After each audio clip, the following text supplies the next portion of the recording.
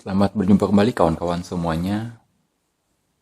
Kali ini kita akan mengulas sedikit mengenai keputusan Menteri Pan-RB terbaru, yang mana ini ditunggu-tunggu oleh kawan-kawan semuanya tenaga non-ASN.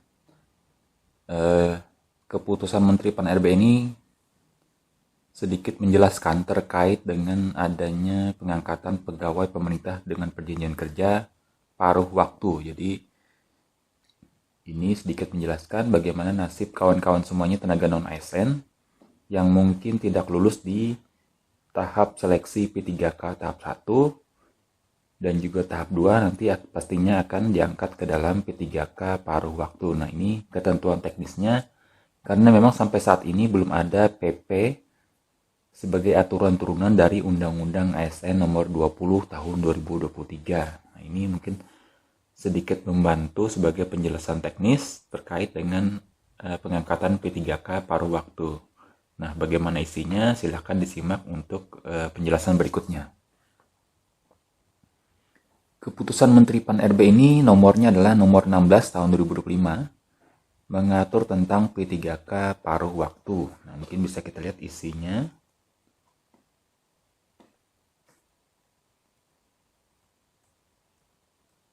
Kita langsung saja ke diktum memutuskan agar lebih singkat karena memang keputusan Menteri Pan-RB ini cukup panjang, ada 9 lembar. Jadi di bagian memutuskan mungkin perlu disimak lebih mendalam agar tidak salah dalam penafsiran. Nah, untuk pertama diktumnya, P3K paruh waktu adalah pegawai aparatur sipil negara atau ASN yang diangkat berdasarkan perjanjian kerja dan diberikan upah sesuai dengan ketersediaan anggaran instansi pemerintah. Jadi memang pengangkatan P3K paruh waktu nanti akan sangat bergantung pada adanya anggaran dari pemerintah daerah, kabupaten kota. Jadi memang tidak semua mungkin bisa mengangkat P3K paruh waktu, tergantung adanya anggaran atau tidak adanya anggaran dari pemerintah daerah. Nah, diktum kedua, pengadaan P3K paruh waktu dilaksanakan dalam rangka, nah ini yang poin A, penyelesaian penataan tenaga pegawai non-ASN. Lalu poin B, pemenuhan kebutuhan ASN di lingkungan instansi pemerintah. Jadi sepertinya untuk P3K paruh waktu tidak hanya untuk menata pegawai non-ASN yang sedang terdata di validasi BKN, tapi mungkin nanti akan berlanjut ke pemenuhan kebutuhan ASN di lingkungan instansi pemerintah. Karena memang ketentuan PP-nya masih belum turun, jadi kita masih menduga-duga saja apakah memang nanti ada ketentuan lainnya yang mengatur tentang pengangkatan P3K paruh waktu. Poin C, memperjelas status pegawai non-ASN yang mengisi jabatan ASN. Jadi karena selama ini, sampai dengan saat ini banyak sekali status pegawai di instansi pemerintah selain dari ASN. Atau kalau yang kita kenal ASN itu kan terdiri dari PNS dan P3K. Nah, sekarang statusnya di luar itu cukup banyak. Ada tenaga kontrak, tenaga harian lepas, tenaga sukarela, dan sebagainya. Inilah yang dimaksud dengan tenaga atau pegawai non-ASN. Lalu poin D, peningkatan kualitas pelayanan publik. Jadi ini tujuan dari pengangkatan P3K paruh waktu. Nah, diktum ketiga misalnya. P3K paruh waktu itu untuk mengisi jabatan diantaranya adalah guru dan tenaga pendidikan, tenaga kesehatan, tenaga teknis, pengelola umum operasional, ini dari lulusan D3 khususnya, operator layanan operasional ini dari lulusan SMA, atau bisa juga dari tenaga kebersihan, keamanan, dan juga pengemudi. Lalu pengelola layanan operasional. Ini juga lulusan D3. Penata layanan operasional ini dari lulusan S1. Nah, ini yang cukup membingungkan. Kenapa 4 jabatan ini yang terakhir ini berada di luar tenaga teknis. Nah, mungkin ada pengecualian atau pemikiran dari Kementerian Pan-RB kenapa memisahkan dari 3 ini dalam rumpun tenaga teknis. Diktum keempat, pengadaan P3K paruh waktu dilaksanakan berdasarkan hasil seleksi ASN tahun anggaran 2024. Jadi, memang keputusan Menteri Pan-RB ini hanya untuk seleksi di tahun 2024 saja. Siapa-siapa yang tidak lulus di tahap 1 dan tahap 2 untuk tes seleksi P3K nanti akan diarahkan menjadi P3K paruh waktu jika sesuai dengan persyaratannya. Untuk persyaratannya sendiri dapat dilihat di diktum-diktum selanjutnya. Kita lanjut ke diktum kelima. Pengadaan P3K paruh waktu dilaksanakan bagi pegawai non-ASN yang terdaftar dalam pangkalan data atau database pegawai non-ASN BKN dengan ketentuan sebagai berikut. Nah, inilah yang mengunci di Kemenpan ini bahwa P3K paruh waktu itu dikhususkan hanya untuk tenaga non-ASN yang terdaftar di pangkalan data BKN. Yang berada di luar itu masih belum diatur dalam Kemenpan ini. Jadi masih menjadi perdebatan bagaimana untuk tenaga non-ASN yang sudah bekerja di bawah Oktober tahun 2023, namun dia belum terdata di validasi data BKN atau database BKN. Nanti akan jadi pertanyaan apakah boleh diangkat jadi P3K paruh waktu ataukah tidak. Jika menggunakan dasar Kemenpan diktum kelima ini tentunya tidak bisa. Tapi ada penjelasan dari Kemendagri beberapa waktu lalu bahwa yang diakui untuk P3K atau tenaga non-ASN untuk diangkat menjadi P3K paruh waktu atau dianggarkan P3K paruh waktu itu adalah terhitung tenaga non-ASN yang diangkat sebelum 30 Oktober tahun 2023. Karena memang 30 Oktober itu adalah tanggal terbitnya Undang-Undang ASN. Sejak Undang-Undang ASN diterbitkan,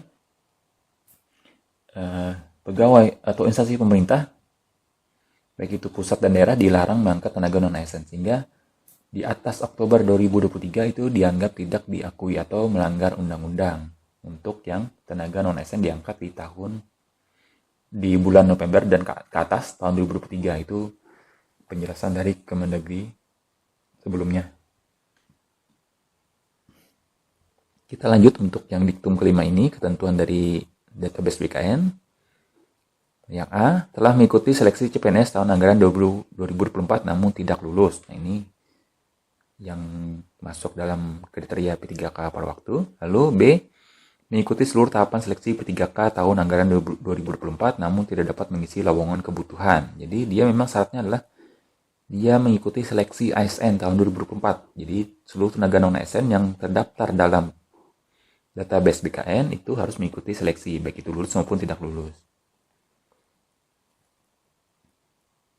Nah, diktum ke-6 ini mengatur bahwa P3K paruh waktu nanti akan diberikan nomor induk P3K. Jadi ini nanti akan membedakan antara tenaga yang bekerja di instansi pemerintah sebagai ASN ataupun non-ASN. Jadi jika ada instansi pemerintah tetap mengangkat non-ASN, nanti akan kelihatan siapa-siapa yang tenaga yang tidak memiliki nomor induk, maka dia pasti bukan tenaga ASN.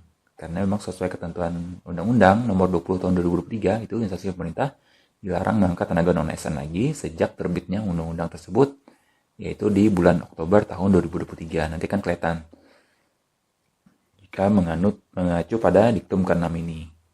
Jadi statusnya untuk P3K paruh waktu sama seperti ASN lainnya, yaitu memiliki nomor induk. Lalu diktum ke-7, ini ketentuan untuk pengangkatannya atau pengadaan P3K paruh waktu, di mana di sini pertama PPK atau pejabat pembina kepegawaian dalam hal ini kepala daerah, baik itu bupati ataupun wali kota, mengusulkan terlebih dahulu rincian kebutuhan P3K paruh waktu kepada Menteri Pan-RB berdasarkan ketentuan dimaksud pada diktum kelima. Jadi dia yang diusulkan adalah di diktum kelima tadi tenaga non-ASN yang terdata di database BKN yang sudah mengikuti seleksi ASN tahun 2024. Jadi P3K mengusulkan terlebih dahulu rincian kebutuhannya. Jadi belum mengusulkan nama-nama. Nah, nanti rincian kebutuhan tadi diusulkan seluruhnya oleh PPK atau kepala daerah. Jadi biasanya ini dilakukan secara berjenjang. Jadi kepala dinas atau kepala perangkat daerah mengusulkan kebutuhan kepada kepala daerah. Lalu kepala daerah sebagai PPK mengusulkan kepada Menteri Pan-RB. Nah, setelah diusulkan, lalu Menteri Pan-RB menetapkan rincian kebutuhan P3K paruh waktu pada setiap instansi pemerintah.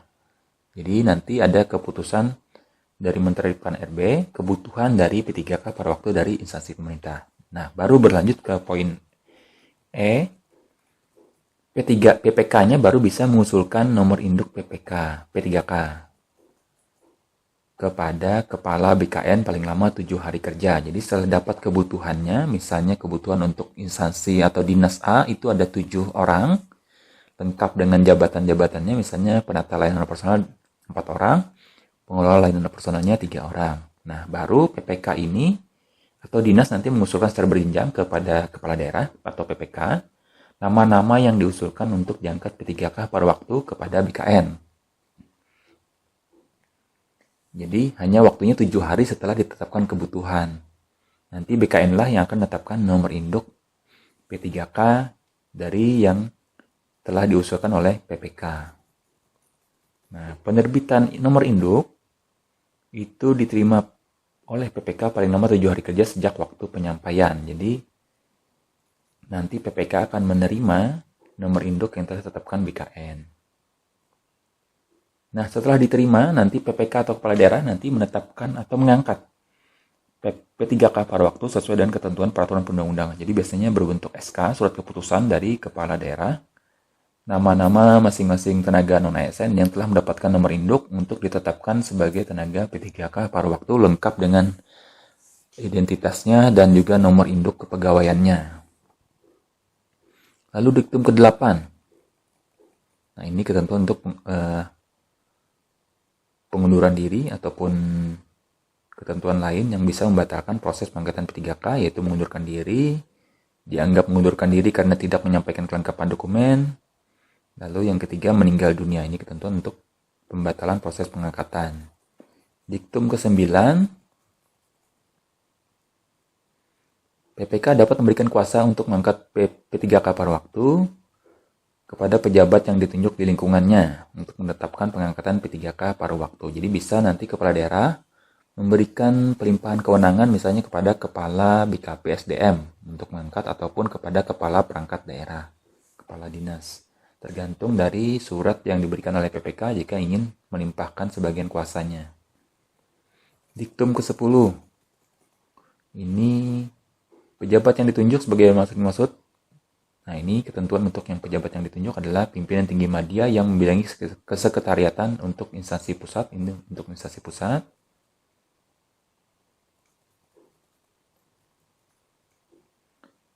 Lalu kita lanjut ke poin selanjutnya atau ke diktum selanjutnya. Ini untuk perjanjian kerja dari P3K tersebut. Ini menyebutkan paling sedikit adalah nama jabatan, ekspektasi kinerja, unit kerja penempatan, skema kerja, masa perjanjian kerja, hak dan kewajiban, dan sanksi. Jadi ada ketentuan diktum atau poin-poin yang harus dimasukkan dalam perjanjian kerja dari P3K paruh waktu. Nah, diktum ke-13, masa perjanjian kerja P3K paruh waktu ditetapkan setiap 1 tahun sampai dengan diangkat menjadi P3K. Jadi dia dievaluasi setiap 1 tahun sampai nanti diangkat menjadi P3K, dievaluasi kembali setiap tahun ya. Lalu, nah ini menarik, diktum ke-14, PPK menetapkan jangka waktu bekerja dan jam kerja P3K paruh waktu sesuai dengan ketersediaan anggaran dan karakteristik pekerjaan. Jadi, untuk sifat dari P3K paruh waktu itu tidak sepanjang sampai dia pensiun, tapi ditentukan oleh PPK sampai kapan dia bisa bekerja. Kemungkinan besar nanti kontraknya setiap tahun, lalu dievaluasi kembali jika tersedia anggaran, maka dia atau dengan evaluasi kinerja tetap berkinerja baik, mungkin dapat diperpanjang sampai dia nanti diangkat menjadi P3K. Tapi jika dirasa dalam evaluasi kinerjanya buruk dan juga ketersediaan anggaran terbatas, mungkin dapat saja PPK atau kepala daerah mengakhiri perjanjian kerja dari P3K paruh waktu. Nah, ini yang berbeda dari P3K pool ataupun dengan P3K paruh waktu. Jika P3K pool biasanya itu ada masa kontraknya 3-5 tahun. Sementara untuk P3K paruh waktu ini dievaluasi dalam kontrak kerja setiap tahun. Ini yang berbeda.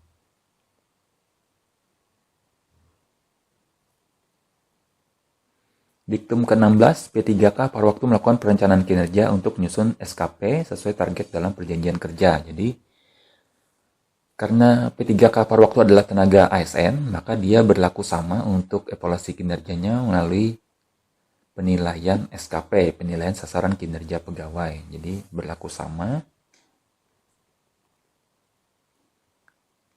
Nah, kita lanjut ke diktum-diktum yang cukup penting untuk disimak. Diktum ke-19, P3K paruh waktu diberikan upah paling sedikit sesuai dengan besaran yang diterima saat menjadi pegawai non-ASN atau sesuai dengan upah minimum yang berlaku di suatu wilayah. Jadi misalnya penjelasannya adalah honor atau gaji yang diberikan kepada P3K paruh waktu itu minimal sama dengan yang diterima dia sebelum saat menjadi tenaga non-ASN atau sesuai dengan upah minimum yang berlaku di wilayah tersebut. Ini ketentuannya. Nah, sumber pendanaan sendiri itu dapat berasal selain dari belanja pegawai. Jadi bisa untuk Kemendagri kemarin mengarahkan ke belanja barang dan jasa. Nanti akan dijelaskan di poin-poin penting untuk mata anggaran dari P3K paruh waktu ini. Diktum ke-21, P3K paruh waktu mendapatkan upah dan fasilitas lain sesuai dengan ketentuan peraturan perundang-undangan. Nah, ini masih belum jelas. Karena memang PP-nya masih belum terbit, jadi upah dan fasilitas lain ini masih belum kita jabarkan seperti apa jenis yang bisa diterima oleh P3K paruh waktu. Nah, untuk kewajiban P3K paruh waktu, silakan kawan-kawan dapat dilihat sendiri di surat Kementerian Pan-RB ini. Kita lewatkan saja.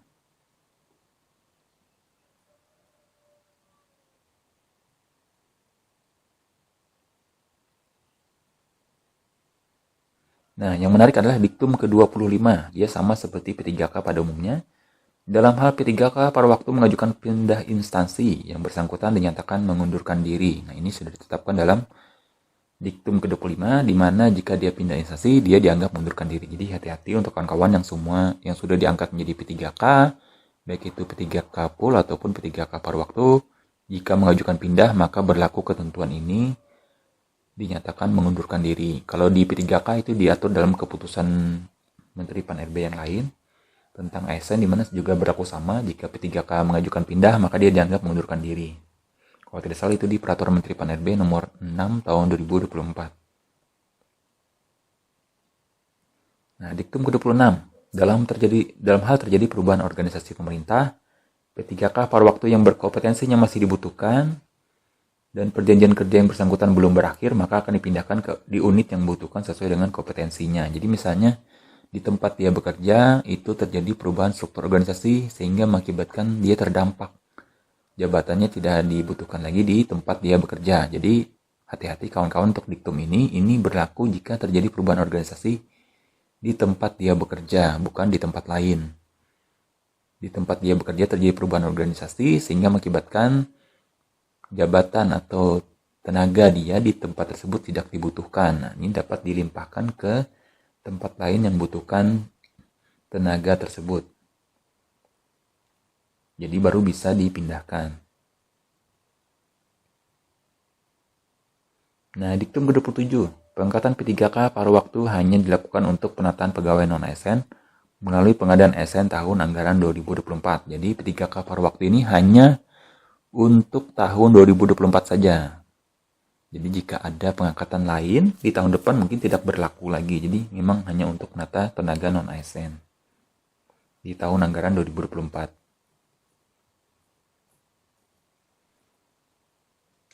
Nah, ini PPK dapat mengusulkan pengangkatan P3K paruh waktu menjadi P3K. Nah, berdasarkan ketersediaan anggaran dan hasil penilaian atau evaluasi kinerja. Jadi P3K paruh waktu yang telah ditetapkan itu dapat ditingkatkan menjadi P3K berdasarkan usulan dari kepala daerah atau PPK-nya yang menjadi PPK. Nah, ini ketentuan untuk pengangkatannya atau pengusulan pengangkatan menjadi P3K, di mana yang A, PPK mengusulkan rincian kebutuhan P3K kepada Menteri Pan-RB. Jadi,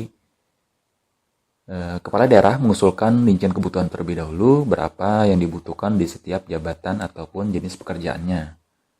Baru nanti ditetapkan oleh Menteri Pan-RB berapa rincian kebutuhan di daerah tersebut. Nah, berdasarkan rincian kebutuhan tersebut, ini ada rincian kebutuhan. Rincian kebutuhan P3K terdiri atas kebutuhan jumlah, jenis jabatan, kualifikasi pendidikan, dan unit penempatan. Jadi memang rinci sekali, harus dibuat oleh instansi pemerintah atau dan instansi daerah untuk yang ingin mengangkat menjadi P3K. Rincian informasi yang dibutuhkan untuk diusulkan dalam rincian kebutuhannya. Lalu setelah ditetapkan oleh Menteri Pan-RB, PPK mengusulkan perubahan status P3K per waktu menjadi P3K kepada Kepala BKN. Paling lama 7 hari kerja setelah mendapatkan penetapan rincian kebutuhan P3K dari Menteri Pan-RB. Jadi hanya 7 hari kerja setelah diterima keputusan dari Menteri Pan-RB tentang penetapan kebutuhannya. Nah, ini mengusulkan nama-namanya kepada BKN. Siapa-siapa yang ingin diangkat menjadi P3K. Nah, lalu Kepala BKN menetapkan pertimbangan teknis perubahan status P3K per waktu menjadi P3K. Jadi akan diubah statusnya menjadi P3K. Setelah diubah, akan berakhir sama PPK menetapkan kembali pengangkatan P3K sesuai dengan ketentuan peraturan perundang-undangan. Artinya surat keputusannya tetap ditandatangani oleh kepala daerah sebagai pejabat pembina kepegawaian. Nah, keputusan ini berlaku sejak tanggal ditetapkan, yaitu 13 Januari 2025. Nah, selanjutnya kawan-kawan, ini ada satu surat edaran dari Kementerian Dalam Negeri, yaitu PLT Sekretaris Jenderal Kementerian Dalam Negeri nomor 227 tanggal 16 Januari 2025. Jadi ini ada pengalokasian anggaran belanja untuk jasa pegawai pemerintah dengan perjanjian kerja paruh waktu. Jadi ada rincian jenis anggaran yang bisa dipakai oleh instansi pusat maupun daerah dalam menganggarkan untuk gaji bagi P3K paruh waktu. Ini ada rekening anggarannya. Di sebelah kiri dapat kawan-kawan lihat sendiri, baik itu pada jabatan guru, jabatan tenaga pendidikan, jabatan tenaga kesehatan, tenaga teknis, lalu pengelola umum operasional, jabatan operasional layanan operasional, pengelola layanan operasional, dan penata layanan operasional. Jadi ada rekening anggaran sendiri yang bisa dianggarkan oleh kawan-kawan di bidang anggaran, bidang perencanaan, agar nantinya pencairan gaji tidak bermasalah untuk P3K paruh waktu. Nah, silahkan disimak. Rekening-rekening anggaran ini harus digunakan nantinya dalam DPA. Ditetapkan dalam DPA agar dapat menggaji tenaga P3K paruh waktunya. Nah, informasi terakhir, karena memang ini baru dikeluarkan oleh Kemendagri di bulan Januari, tentunya sudah untuk masa entry anggaran tentunya sudah berakhir. Tahun 2025 mungkin nanti diusulkan di bulan Juni untuk dalam perubahan anggaran. Baru bisa mengentry ini, di mana tahap ini juga masih belum bisa mengangkat P3K per waktu karena kita masih menunggu hasil seleksi di tahap 2 P3K yang kalau tidak salah akan berakhir di bulan Juni. Siapa-siapa saja yang berhasil lolos ke dalam tenaga P3K berdasarkan hasil seleksi tahap 2. Nah, baru nanti dia disaring tenaga-tenaga yang memenuhi syarat, dalam artian tenaga yang sudah terdata di BKN namun tidak lolos menjadi P3K di tahap 1 dan tahap 2, itulah nantinya akan diusulkan menjadi P3K paruh waktu. Nah, inilah kawan-kawan penjelasan dari ketentuan teknis terkait dengan pengangkatan P3K paruh waktu yang mungkin akan diangkat di sekitar bulan Juni ke atas. Karena memang harus menunggu di kepastian akhir seleksi di tahap 2 untuk P3K. Mudah-mudahan dapat membantu kawan-kawan semua sedikit menjelaskan terkait P3K paruh waktu ini. Dan kita tunggu saja apakah ada lagi surat edaran ataupun petunjuk teknis lainnya terkait dengan pengangkatan P3K paruh waktu. Kejelasan lainnya yang bisa digunakan oleh kawan-kawan semua di pusat dan daerah terkait dengan pengangkatan maupun pemberhentian dan penggajian sebagainya. Demikian kawan-kawan semuanya, dan sampai berjumpa di lain waktu. Terima kasih.